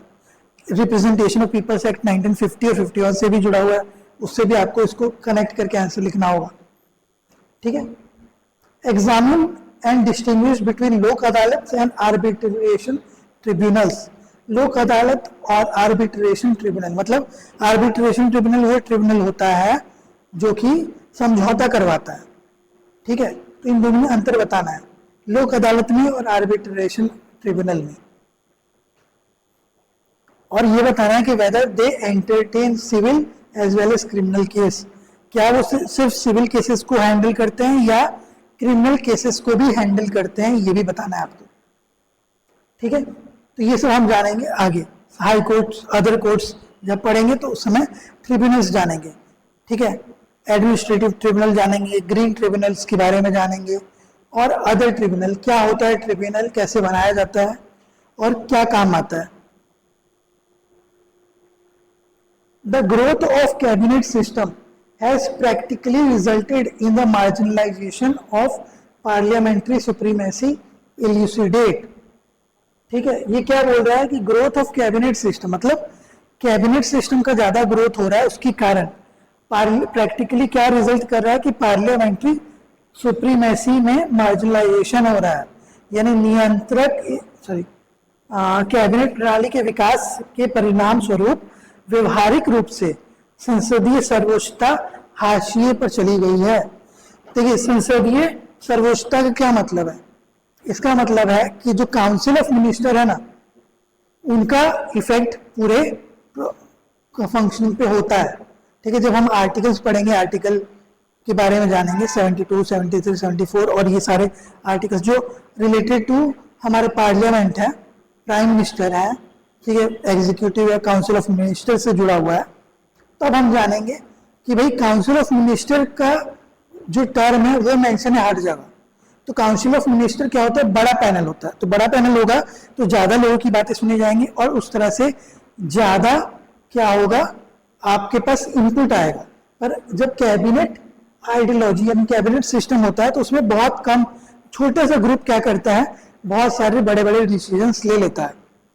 तो यही चीज पूछना चाह रहा है कि क्या जो आज के समय में हमें देखने को मिल रहा है कि जो कैबिनेट है वो ज्यादा पावरफुल हो गई है पार्लियामेंट्री सिस्टम से, यानी काउंसिल ऑफ मिनिस्टर से या उनके एडवाइस से ज्यादा पावरफुल कैबिनेट हो गई है, ये बताने का प्रयास करना है आपको। इसी को सॉल्यूशन के तहत आपको यहाँ बताना है। तो क्वेश्चन समझना जरूरी है कि क्या पूछना चाह रहा है। ठीक है, तो क्वेश्चन यही पूछना चाह रहा है कि आपको बेसिकली कंपेयर करना होगा कि काउंसिल ऑफ मिनिस्टर्स से ज्यादा जब पावर कैबिनेट में चली जाती है तो क्या उसके कारण आज की सिचुएशन में आपको दिख रहा है कि जो पार्लियामेंट्री सुप्रीमेसी थी वो कम हो गई है।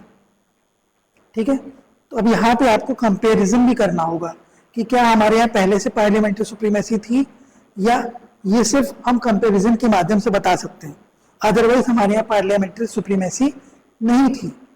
ठीक है, हमारे यहाँ कॉन्स्टिट्यूशनल सुप्रीमेसी है, तो उसको सोच के हमको यहाँ पे आंसर लिखना है। The duty of controller and auditor general, मैंने हमारे सिलेबस में दिया था कि हाई बॉडीज के बारे में पूछा था। ठीक है, उनका अपॉइंटमेंट, उनके फंक्शन, उनकी रेस्पॉन्सिबिलिटीज के बारे में पूछ रहा था सिलेबस में, तो उसी में से एक है कैग। तो कैग के बारे में यहाँ पे आज पूछा हुआ है क्वेश्चन। ठीक है, फिर लोकल बॉडीज के बारे में पूछ रहा है। Local body providing good governance, यानी governance with related to local bodies, panchayati raj system या म्यूनिसिपैलिटीज का सिस्टम। ठीक है, तो उसके बारे में बताना है आपको। पब्लिक चैरिटेबल ट्रस्ट, आपको याद है थोड़ी देर पहले हमने जब सिलेबस देखा था तो सिलेबस में एक पोर्शन था सोसाइटीज या प्रेशर ग्रुप्स, ठीक है, अदर ग्रुप्स जो क्या करते हैं, फिलैंथ्रोपी का भी काम करते हैं, वैसे ग्रुप्स भी। तो क्या public charity trust have potential to make India's development more inclusive as they relate to certain vital public issues? ये पूछ रहा है कि क्या जो चैरिटेबल ट्रस्ट है, जो चैरिटी के लिए बनाए गए ट्रस्ट है, वो इंडिया के डेवलपमेंट में ज्यादा योगदान दे सकते हैं, खासकर इंक्लूसिव डेवलपमेंट में। इंक्लूसिव डेवलपमेंट मतलब होता है समावेशी विकास, यानी सबको साथ में लेके विकास। जो आज हमारा नारा है ना, सबका साथ सबका विकास, इंक्लूसिविटी का ही तो नारा है कि सबका साथ होगा और सबका विकास होगा। ठीक है, तो ये पूछना चाह रहा है कि क्या चैरिटेबल ट्रस्ट वो काम कर सकते हैं जो सेंटर करना चाहती है डीपीएसपी के थ्रू। ठीक है, poverty and mall nutrition creates a various vicious cycle. अब यहाँ पे हमने पोवर्टी वाला जो टॉपिक पढ़ा था वो उसको लिखना है, उसके बारे में जानना है। पोवर्टी एंड हंगर वो वाला टॉपिक है यहाँ पे। ठीक है, फिर डॉक्ट्रिन ऑफ डेमोक्रेटिक गवर्नेंस, ये पूछा है कि doctrine of democratic governance makes it is necessary that the public perceptions of the integrity and commitment of civil servant become absolutely positive. Discuss. ठीक है, यानी civil servants in the role of democracy जो हमारा topic था उससे जुड़ा हुआ question ये है। ठीक है, तो क्वेश्चंस कहाँ से आ रहे हैं ये समझ में आ रहा है ना आपको कि कौन सा टॉपिक था, कौन सा सिलेबस का पॉइंट था जिससे क्वेश्चन पूछा गया। ठीक है,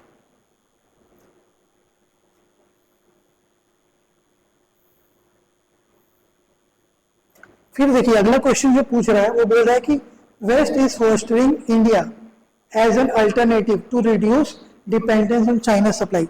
अब हमने एक टॉपिक देखा था India and its neighbour and the effect on India, ये क्वेश्चन वहां से सोचा गया। लेकिन इस क्वेश्चन का एक्चुअल कहाँ पे इफेक्ट देखना चाह रहा है, वेस्टर्न थॉट के थ्रू। मतलब ये क्वेश्चन पूछ रहा है कि इंडिया को अल्टरनेटिव टू चाइना देखा जा रहा है क्या, कि चाइना पे डिपेंडेंस ना करके अब इंडिया को एज अ अल्टरनेटिव विकल्प के तौर पे हम सोच रहे हैं वेस्टर्न कंट्रीज, ये थॉट प्रोसेस है। तो इसका बेसिकली क्वेश्चन का जो आइडिया है वो आइडिया यही है, India and its neighbour and the effect on India, ठीक है। पर effect indirectly question is related to groupings, ठीक है। तो वेस्टर्न ग्रुपिंग्स की बात करें तो आपको ये क्वेश्चन को ऐसे समझना होगा कि कौन से टॉपिक से जुड़ा हुआ क्वेश्चन है। Critically analyse India's evolving diplomatic, economic and strategic relation with the central Asian Republic, highlight their increasing significant in regional and global geopolitics. Same question, उसी टॉपिक से क्वेश्चन है, इंडिया एंड इट्स नेबर, ठीक है, and other groupings जिसका effect India पे पड़ता है। तो सेंट्रल एशियन रिपब्लिक्स की बात कर रहा है, तो मिड एशिया वाले जो पार्ट है ना, उनके साथ इंडिया का जो रिलेशन है उस पे, उससे क्या फायदा मिल रहा है, ये चीजों पे हमको डिस्कस करना है। What are the aims and objective of recently passed and enforced the public examination, ठीक है, एक्ट 2024? ये जानकारी आपसे पूछ रहा है, ठीक है। ये पूछ रहा है कि अभी हाल ही में पारित तथा लागू किए गए लोक परीक्षा अधिनियम 2024 के लक्ष्य के तथा उद्देश्य क्या है, ये बताना है। क्या विश्वविद्यालय और राज्य शिक्षा परिषद की परीक्षाएं भी इस अधिनियम के अंतर्गत आती हैं, यानी आपको ये लॉ पता होना चाहिए। तो पब्लिक पॉलिसी है, पॉलिसी जो हम देख रहे हैं यही क्वेश्चन पॉलिसी से जुड़ा हुआ। तो इसमें क्या क्वेश्चन पूछ रहा है, बेसिकली वो एक्ट पूछा है जिसके थ्रू एग्जामिनेशन लेते हैं, पब्लिक एग्जामिनेशन, ठीक है। तो अभी देखने को मिलता है ना हमको, कुछ समय पहले ही हमको देखने को मिला है कि बहुत सारे ऐसे आईएएस निकले हैं, दिख रहे हैं, जो फ्रॉड के थ्रू पहुंचे, ठीक है, बहुत बवाल मचा था जिस समय। तो ये इसके बेसिस पे आपको सोच के उनका एग्जाम्पल्स का भी यूटिलाइजेशन करना होगा आंसर में, तब वो क्वेश्चन का जो आंसर आप देना चाह रहे हैं वो बेटर लगेगा, ठीक है। अदरवाइज ये सबने पढ़ा होगा, जब पढ़ेंगे हम तो ये सब पढ़ेंगे, तो जब पढ़ेंगे तो ऑलमोस्ट जो जो पढ़ रहा है वो सब ये पढ़ रहा होगा।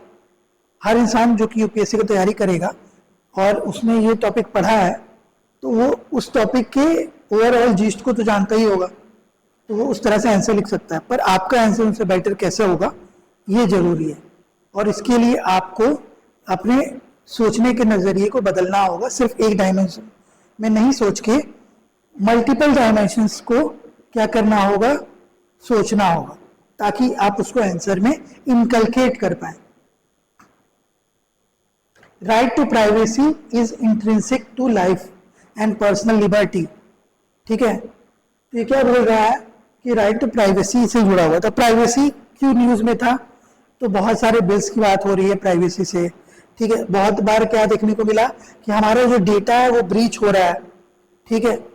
तो जो डेटा ब्रीच हो रहा है वो भी इससे जुड़ा हुआ है, ठीक है। इसीलिए चाइना की बहुत सारी कंपनियों को हमने बैन किया था कोरोना के आसपास के टाइम पीरियड में, ठीक है। बहुत जैसे टिकटॉक बैन हुआ, तो ये क्यों हुआ, क्योंकि उनके ऊपर ये इल्जाम था कि उन लोगों ने डेटा को ब्रीच किया, हमारी डेटा पॉलिसी को खराब किया है, और हमारे जो यूजर्स की डेटा है ना उनको कई जगह पे बेचा है।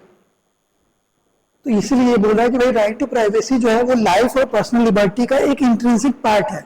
इंट्रिंसिक यानी एकदम जुड़ा हुआ पार्ट है, आप उसको अलग नहीं रख सकते, क्योंकि लिबर्टी का मतलब है आज़ादी, और आज़ादी का मतलब है कि आप आज़ादी से अकेलापन भी अपने साथ रह सकते, अपने लिए प्राइवेट स्पेस भी खोज सकते हैं।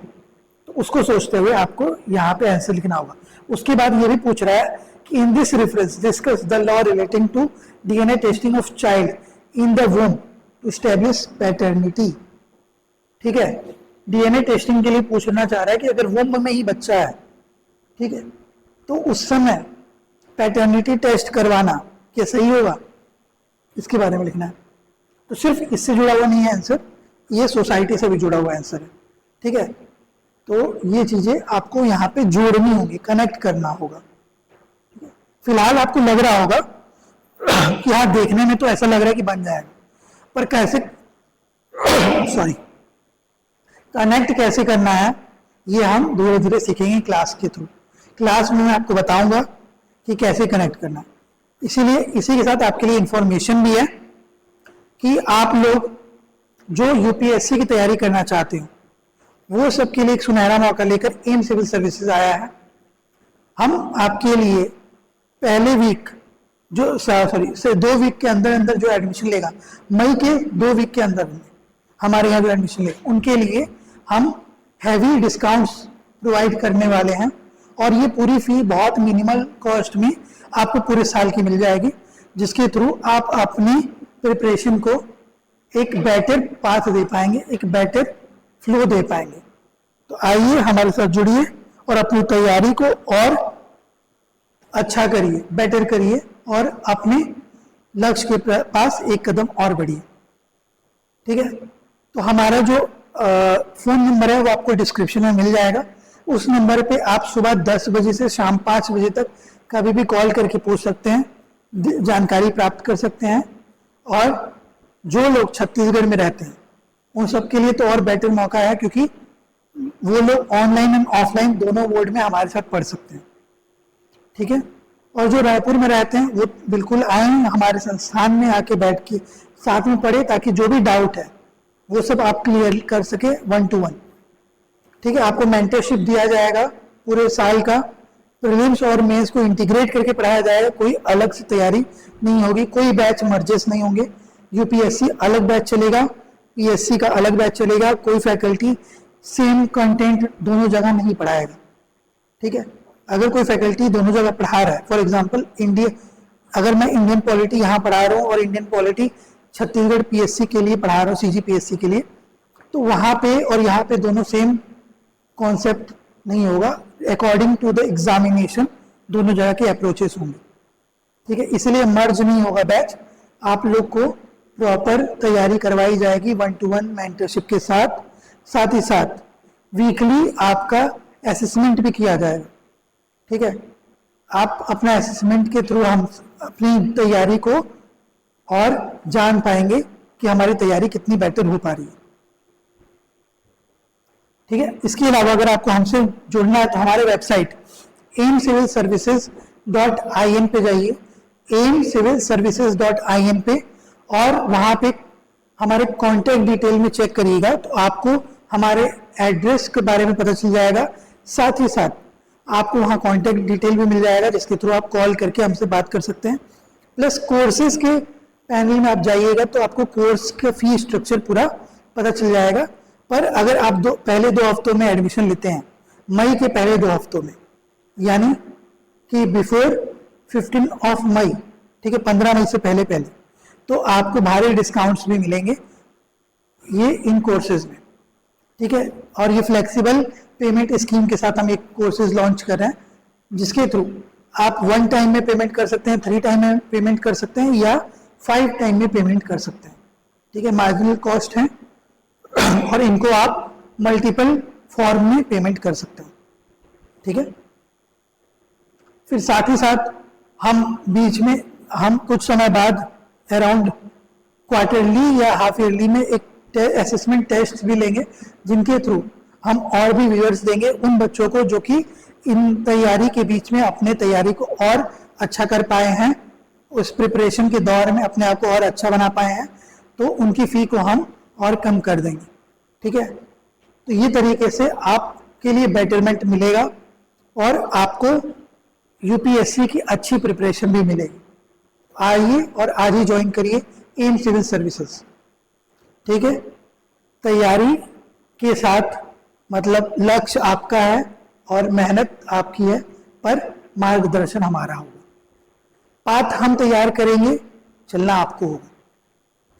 ठीक है, तो चलिए तैयारी के साथ आगे देखते हैं एक बार कि बचे हुए क्वेश्चंस को कैसे हम टैकल करेंगे और क्या क्वेश्चन में पूछ रहा है।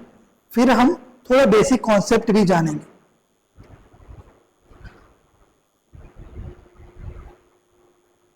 ठीक है, चलिए अगर 13th क्वेश्चन क्या कहता है कि what changes has the union government recently introduced in the domain of centre state relation. हमने एक टॉपिक देखा था जिसमें सेंटर और स्टेट या फिर फेडरल स्ट्रक्चर में क्या इफेक्ट्स पड़ता है उनके फंक्शनिंग के थ्रू, ये जानना था। तो फेडरल स्ट्रक्चर है जिसमें सेंटर और स्टेट के बारे में पूछ रहा है, तो उसमें फाइनेंशियल जो डिस्ट्रीब्यूशन है वो कैसे होता है, पावर कैसे डिस्ट्रीब्यूट होता है, ये सारी चीज़ें हम जानेंगे। तो उसी का एक क्वेश्चन है कि what changes has the union government recently introduced in the domain of centre state relation, यानी फाइनेंशियल में क्या चेंजेस किया है, ठीक है, पावर की डिवोल्यूशन में क्या चेंजेस हुआ है, ये आपको बताना है। Suggest measures to be adopted to build the trust between centre and the state for strengthening federalism, इसमें साथ में आपको वे फॉरवर्ड भी बताना होगा, ठीक है, यानी कि सिर्फ और सिर्फ उन्होंने क्या किया ये नहीं, और बेटर क्या कर सकते हैं, यानी कि आपको आपके सोचने की शक्ति को बढ़ाना होगा और डिफरेंट डायमेंशंस को क्या करना होगा, काउंटर करना होगा, समझना होगा, तब जाके आप इस आंसर को दे पाएंगे कि हाँ अगर यूनियन ने कहा है कि हम इतना परसेंटेज जो टैक्स हम कलेक्ट करते हैं या जो हमारा रेवेन्यू जनरेट होता है उसका इतना परसेंट हम स्टेट्स को देंगे, ये उनका तो दिया हुआ प्रोविजन है, पर इसमें और बेटर कैसे कर सकते हैं जिससे जो अकाउंटेबिलिटी है, जो रिस्पॉन्सिबिलिटी है, जो ट्रस्ट है वो बेटर हो सके, ये आपको अलग से आंसर लिखना होगा वे फॉरवर्ड के थ्रू। फिर देखिए reason for growth of public interest litigation, PIL के बारे में, यानी फंक्शनिंग ऑफ जुडिशियरी के बारे में, ठीक है, जुडिशियरी में क्या क्या फंक्शनिंग होता है उसके बारे में, और कैसे PIL एक स्ट्रांग होल्ड प्रोवाइड करता है, ठीक है, जिसके थ्रू सुप्रीम कोर्ट जो है एमर्ज हो रही as a powerful judiciary in the world, ठीक है, यानी जुडिशियल रिव्यू का कॉन्सेप्ट भी आपको यहाँ पे सोच के आंसर देना होगा। PIL कैसे हेल्प कर रहा है ग्रो करने में सुप्रीम कोर्ट को as a independent and interactive body जो कि पावरफुल है अराउंड द वर्ल्ड, ठीक है। तो इसमें आपको 9 शेड्यूल का इस्तेमाल करना होगा लिखने में, इसमें आपको जुडिशियल रिव्यू यानी आर्टिकल 13 का भी इस्तेमाल करना होगा लिखने में, आंसर को देने में कि भाई आंसर में क्या कहना चाह रहा है, और साथ ही साथ PIL तो बताना ही होगा। तो इससे क्या होगा कि आंसर के डिफरेंट डायमेंशंस आप कवर कर पाएंगे और इस तरीके से आप बता पाएंगे कैसे जुडिशरी जो इंडिया की है वो दुनिया भर में पावरफुल होती जा रही है, एमर्ज हो रही है दुनिया भर में as a powerful weapon to control the executive and legislative supremacy. और इसी के कारण आपकी जो बेसिक पिलर ऑफ डेमोक्रेसी है, तीनों डेमोक्रेसी के पिलर्स को एक दूसरे पे चेक एंड बैलेंस करने का पावर मिलता है, ठीक है। आर्टिकल 50 के बारे में भी थोड़ा सा आपको इसमें यहाँ पे बताना होगा कि कैसे आर्टिकल 50 कहता है इंडिपेंडेंस ऑफ जुडिशरी के बारे में, separation of judiciary from executive के बारे में, ठीक है, जिसके माध्यम से आप PIL को यूज कर सकते हैं। Discuss India as a secular state and compare with the secular principle of US constitution. तो ये जब हम पढ़ेंगे आगे तो वेस्टर्न सेक्युलरिज्म और इंडियन सेक्युलरिज्म के बारे में समझेंगे। तो कंपैरिजन एक टॉपिक था ना जिसमें आपको प्रोविजंस ऑफ इंडियन कॉन्स्टिट्यूशन को वर्ल्ड के कॉन्स्टिट्यूशनल प्रोविजन से कंपैरिजन की बात कहा है, ये टॉपिक वहाँ का है, ठीक है। कंपैरिजन अराउंड द वर्ल्ड करना है आपको। तो हमने जो टॉपिक देखा था क्वेश्चंस उन्हीं टॉपिक से पूछे गए हैं, ठीक है, उन्हीं टॉपिक्स को हमको समझना है कि क्या टॉपिक्स पूछना चाह रहे हैं और कैसे पूछ रहा है, ठीक है।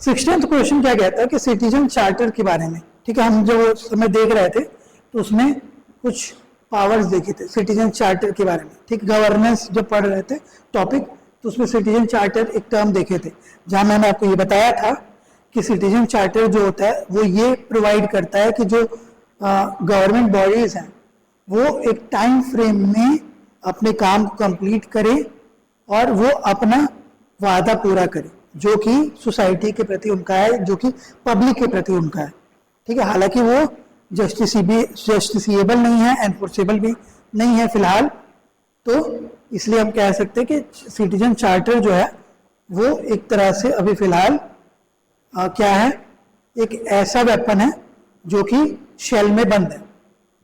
ठीक है, वो वेपन जरूर है जिसके थ्रू आप जो पब्लिक है वो एग्जीक्यूटिव के ऊपर कंट्रोल कर सकती है। ठीक है, खासकर गवर्नमेंट बॉडीज के ऊपर कंट्रोल कर सकती है, उनसे सवाल कर सकती है, अकाउंटेबिलिटी पूछ सकती है, पर फिलहाल वो शेल में बंद है।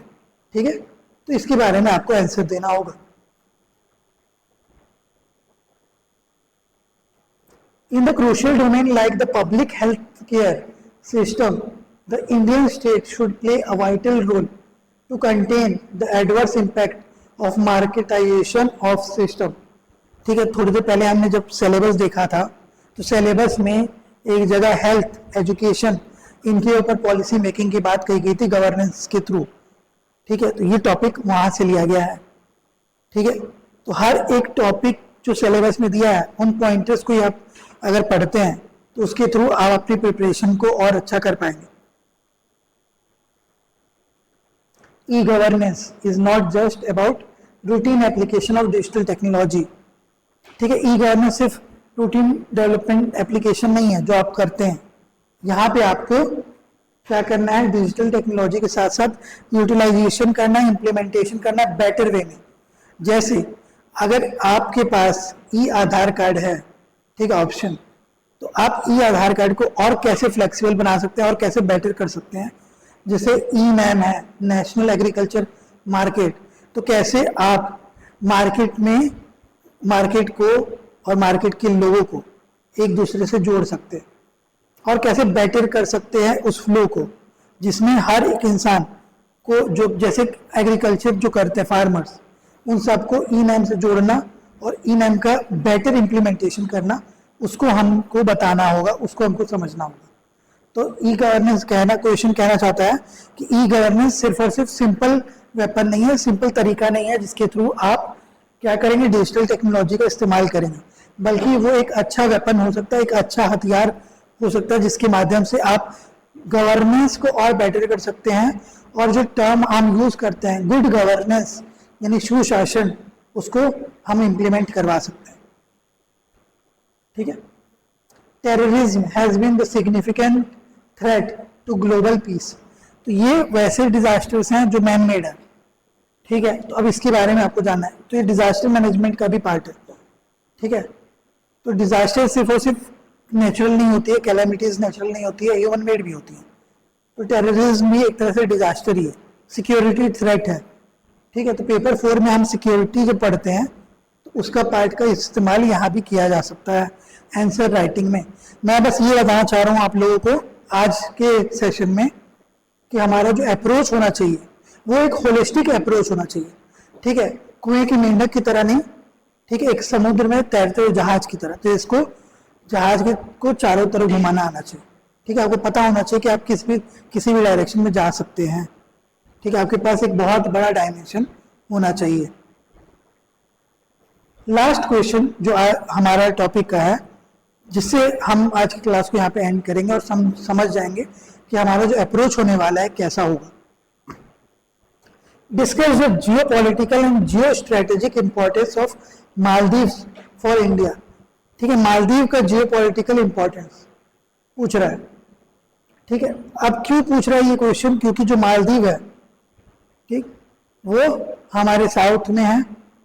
ठीक है, और बेसिकली अगर उस एरिया को कोई और कंट्री कैप्चर कर ले तो जो हमारा सी रूट है ना वो बाधित हो जाएगा, वो क्या हो जाएगा, रुक जाएगा। तो हमारे ऊपर तीनों तरफ से आई साइट हो सकता है किसी भी कंट्री का। इसीलिए स्ट्रैटेजिकली और रिलेशनशिप वाइज भी मालदीव्स हमारे लिए बहुत इंपॉर्टेंट है। ठीक है, तो मालदीव्स से रिलेटेड क्वेश्चन पूछा है, क्योंकि हमारा ये क्वेश्चन कहाँ से पूछा है, इंडिया एंड इट्स नेबर्स।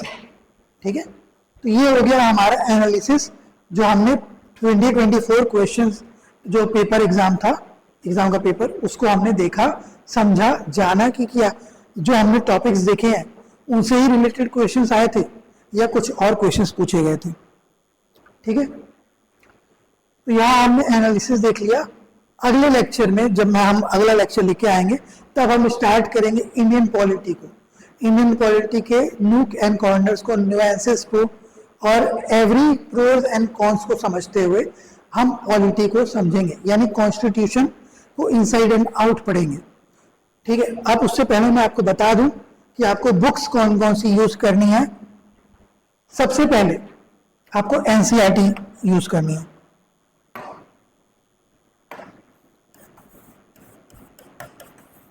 एक बार रीडिंग करिएगा एनसीईआरटी का, ठीक है, बेसिक ऊपर ऊपर से एनसीईआरटी का रीडिंग 11th और 12th की बुक्स का। इंडिया एंड इट्स डेमोक्रेसी के बारे में किताब है, उसको पढ़िए। इसके अलावा ठीक है, वैसे तो मैं पढ़ाऊंगा आपको, एनसीईआरटी का भी नोट्स प्रोवाइड करूंगा, मतलब एनसीईआरटी को भी साथ में लेके पढ़ाऊंगा। इसके अलावा दो बुक है, एक है आपका लक्ष्मीकांत और दूसरी है डीडी बासु। देखिए, अगर आपको मीन्स के हिसाब से अप्रोच लेना है तो अगर आपको वर्ड्स अच्छे चाहिए तो डीडी बासु में अच्छे वर्ड्स मिलते हैं। ठीक है, अगर डीडी बासु आप पढ़ते हैं तो आप एक जो प्रोस्पेक्टिव है आपका आंसर राइटिंग के प्रति, वो उसको डायमेंशन अलग मिलेगा। पर यह है कि उसको पढ़ने में बहुत बोरिंग फील होता है क्योंकि वो पैराग्राफ वाइज किताब है। ठीक है, लेकिन वही लक्ष्मीकांत जो है ना, एम लक्ष्मीकांत, ये किताब बेसिकली हर कोई पढ़ता है और इसमें सारे जो प्रोविजंस है कॉन्स्टिट्यूशंस के, उनको काफ़ी डिटेल में और ब्रीफ में दिया हुआ है। ठीक है, ब्रीफ में भी दिया है और डिटेल्ड स्ट्रक्चर में भी दिया है। तो आप किसी भी एक किताब को पढ़ सकते हैं। मैं ये नहीं बोलूँगा कि आप यही पढ़िए या ये पढ़िए, मैं आपको हर जगह से पढ़ाऊँगा। तो कुल मिला के जो मैं नोट्स प्रोवाइड करूँगा और जो मैं आपको पढ़ाऊँगा ना, उसके थ्रू भी आप इन सबको समझ पाएंगे। तो कोई भी किताब आप ले सकते हैं, डीडी बसु हो, लक्ष्मीकांत हो, एनसीईआरटी हो, लेकिन सबसे कंपल्सरी जो आपको लेना है या डाउनलोड करना है, ठीक है, वो है बेयर एक्ट।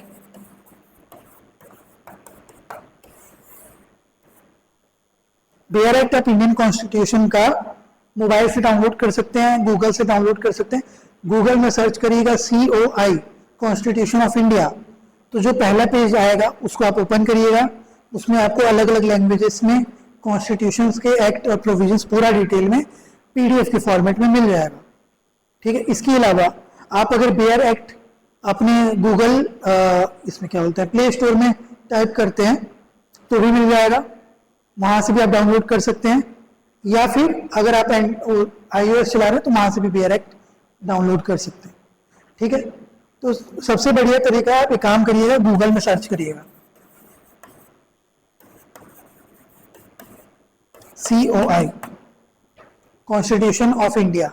इसके थ्रू आपको बेयर एक्ट मिल जाएगा। उसमें अपनी पसंदीदा लैंग्वेज का मटेरियल, बाइलिंगुअल भी है, इंग्लिश भी है, हिंदी भी है और अदर लैंग्वेजेस में भी है।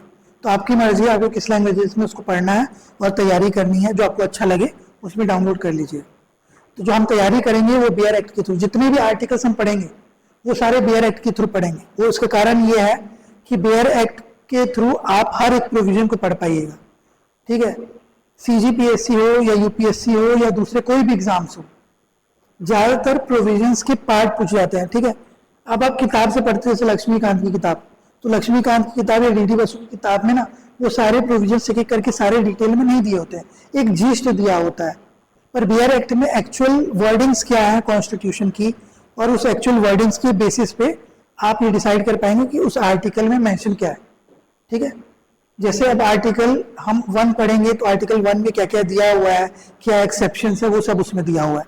आर्टिकल 2 और आर्टिकल 3 में क्या एक्सेप्शन है, 4 क्या है, 5 क्या है, वो सारी चीजें उसमें दी हुई है। तो आप बेयर एक्ट जरूर डाउनलोड करिएगा। इसके अलावा कोई एक किताब रखिएगा, NCERT की इंडिया एंड द डेमोक्रेसी।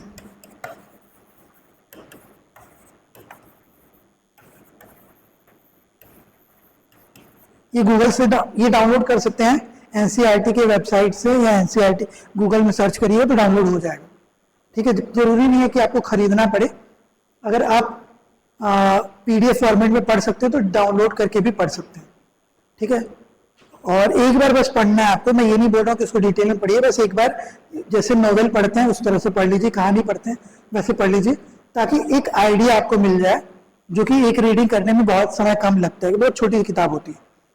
ठीक है, उसके अलावा मैं जो आपको नोट्स दूंगा वो सफिशियंट होंगे, वो नोट्स के थ्रू भी आप रिवीजन कर पाएंगे अच्छी तरीके से। तो इसी के साथ आज के लेक्चर को हम यही एंड करते हैं, ठीक है। अगले लेक्चर में हमारी फिर मुलाकात होगी आपसे, और उस समय हम स्टार्ट करेंगे हमारा पहला टॉपिक यानी इंडियन पॉलिटी का, अबाउट इंडिया पॉलिटी, क्या होता है पॉलिटी, ठीक है। पॉलिटी के बाद हम जानेंगे कॉन्स्टिट्यूशन क्या होता है, पॉलिटिक्स और पॉलिटी में डिफरेंस जानेंगे, साथ ही साथ कॉन्स्टिट्यूशन के इंपॉर्टेंट प्रोविजंस को समझेंगे, कॉन्स्टिट्यूशन का आइडिया को समझेंगे, फिर जानेंगे हिस्टोरिकल अंडरपिनिंग, और फिर इस तरह से हम सीरीज स्टार्ट करेंगे अपनी इंडियन पॉलिटी की, ठीक है। तो उम्मीद करता हूँ आपका आज का जो मैंने आपको एक डिस्क्रिप्शन दिया है कि हमारा आने वाला जो क्लास होगा वो किस तरह होगा और हम हमारा अप्रोच कैसे रखेंगे, ये आपको क्लियर हो गया होगा। अगले लेक्चर में फिर हम आपसे मुलाकात करते हैं, तब तक के लिए अपना ख्याल रखिए, पढ़ते रहिए। Thank you and have a nice day.